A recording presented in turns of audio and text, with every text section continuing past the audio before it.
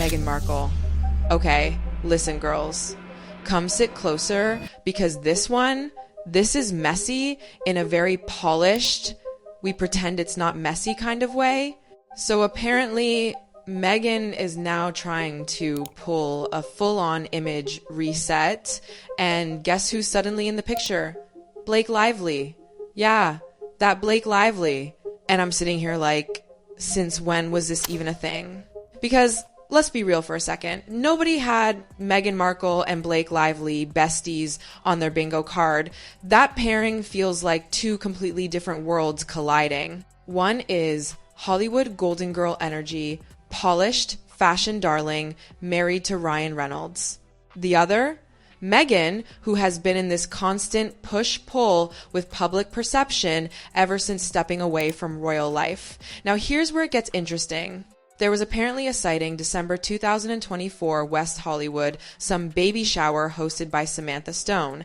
And suddenly, boom, Meghan and Blake are seen together. Not just casually either. Close enough that people started whispering, wait, is this real or is this PR? Because you know how these things work. In Hollywood, nobody just randomly becomes close. Especially not at that level. Everything is strategic. Everything has a purpose. And right now, Meghan stepping into fashion and lifestyle branding, that's not random timing. Blake Lively has deep roots in fashion. She's been that girl for years. Red carpets, Met Gala energy, brand connections, designers loving her. So if Meghan is trying to enter that space, aligning herself with Blake, that's actually a very calculated move. Smart, but also very obvious. And then there's this other layer that people are talking about. Apparently, Meghan and Prince Harry have stayed at Blake and Ryan's New York penthouse. And not just for fun, for security reasons. That's the story being pushed. Now listen, when you hear security reasons, what do you think? Because to me, that sounds like the kind of explanation that's technically true, but also conveniently useful. Like, yes, maybe security is a factor, but also it puts Meghan in proximity to power, influence, and a very well-liked Hollywood couple.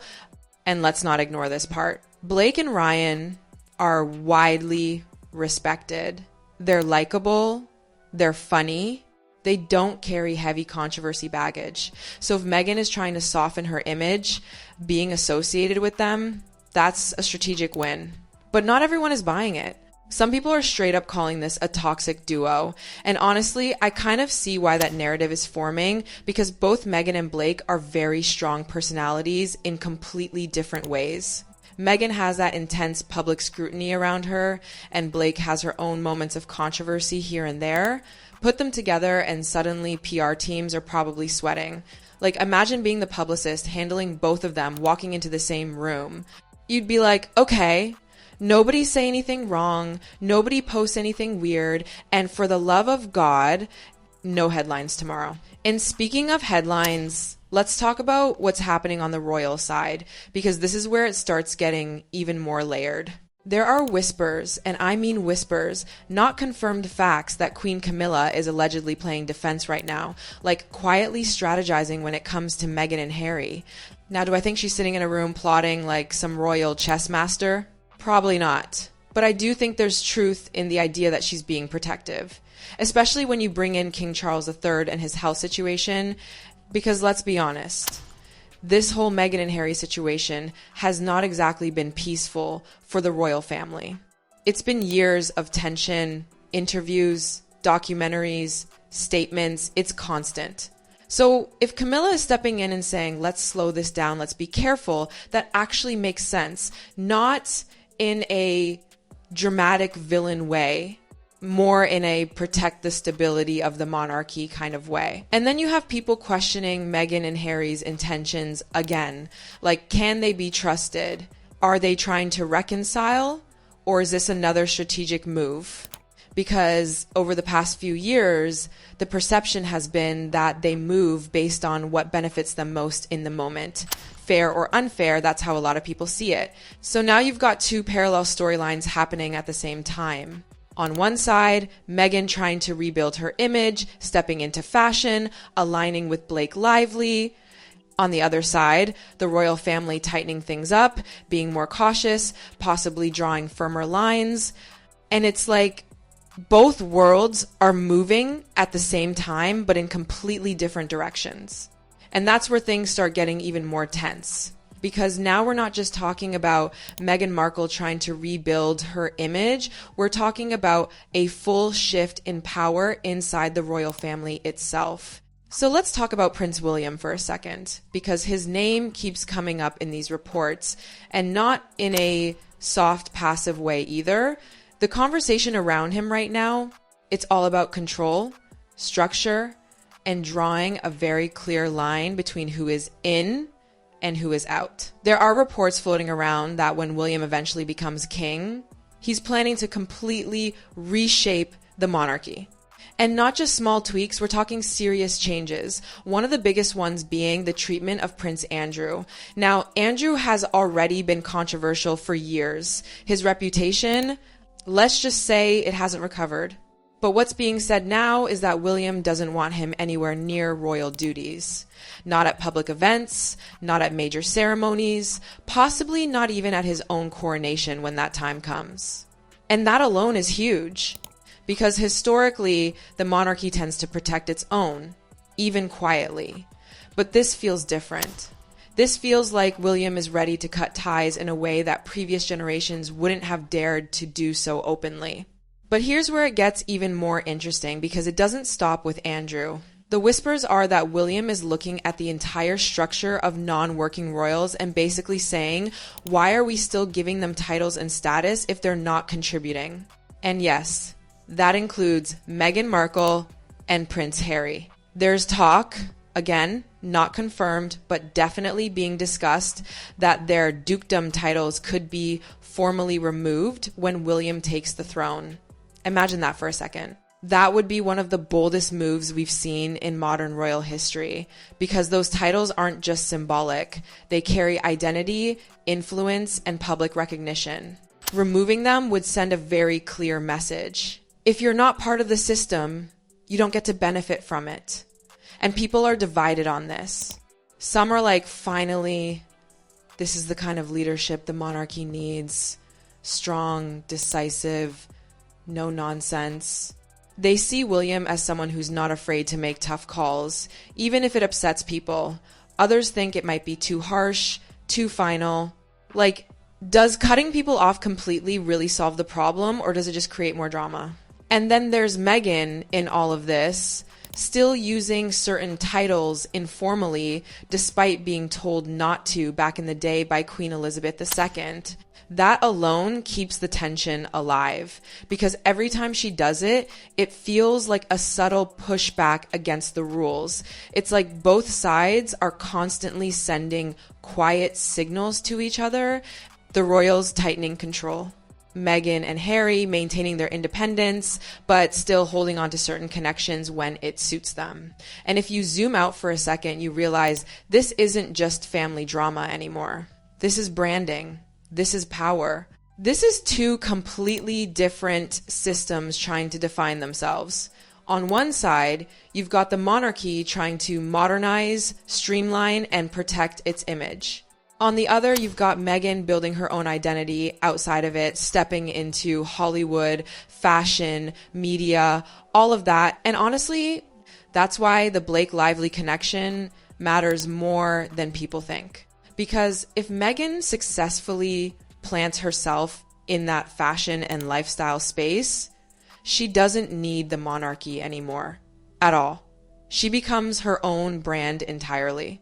But at the same time, the monarchy also doesn't want someone using its titles and history while operating independently. That's where the clash is. And right in the middle of all this, public opinion keeps shifting. Some people are rooting for Meghan, seeing her as someone trying to carve her own path. Others feel like she's constantly calculating her next move. Same with Harry. Some see him as loyal to his wife. Others think he's burned too many bridges. Meanwhile, William is slowly building this image of someone who's ready to take charge, even if it means making uncomfortable decisions. And then, just when you think the conversation couldn't get more random, the topic completely shifts to something else that somehow still turns into a debate about identity and culture. Because now people are arguing about the Super Bowl halftime show, and somehow even this turns into a whole personality war, because now we're talking about who represents real culture on a stage that big. So here comes Bad Bunny being rumored for the Super Bowl halftime show, and suddenly fans are like, hold on. Petitions start popping up, people are debating, and you can literally feel the divide. Because on one side, you've got people saying, Bad Bunny is global, he's massive, he brings energy, he brings a different audience, and that's exactly what the Super Bowl needs. And they're not wrong. His reach is insane. But then, on the other side, you've got a completely different crowd saying, no, this is America's biggest stage. We want something that feels classic, something that feels rooted. And that's where George Strait suddenly enters the chat. And when I tell you the energy shifted, it shifted. Because now people are like, imagine George Strait on that stage. 60 number one hits. A voice that literally generations grew up with. That kind of calm, confident presence. It's not flashy. It's not chaotic. It's just solid. And honestly, you can see why people are drawn to that idea. It's not just about music. It's about identity. It's about what the Super Bowl should feel like. Then you've got names like Chris Stapleton, Luke Combs, Morgan Wallen, and Carrie Underwood being thrown into the mix.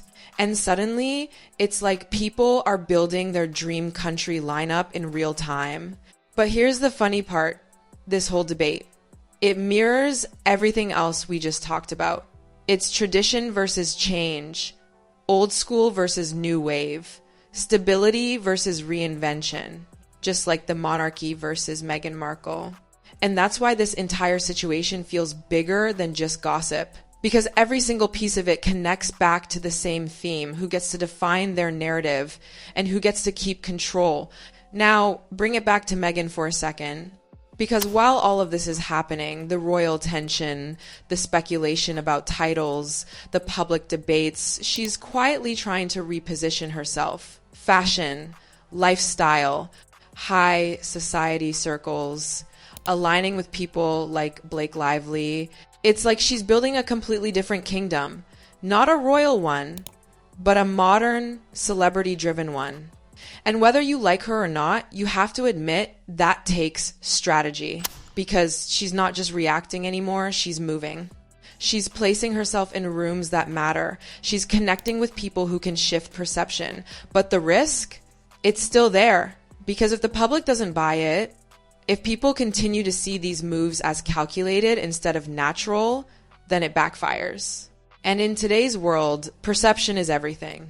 At the same time, the royal family is also evolving, quietly but firmly, preparing for a future where things are tighter, more controlled, less forgiving. And when you look at Prince William, you can already see that direction forming. Less tolerance for controversy, more emphasis on structure. So now you've got two completely different paths unfolding at the same time. Meghan Markle building her influence through Hollywood, fashion, and media. Prince William shaping a monarchy that's more disciplined, more defined, and somewhere in between all of that, the public is watching, choosing sides, changing opinions, and fueling the entire story. Because at the end of the day, this isn't just about Meghan Markle or Blake Lively or even the royal family. It's about power. It's about image. It's about who gets to stay relevant and how they do it. And right now, everybody is playing the game.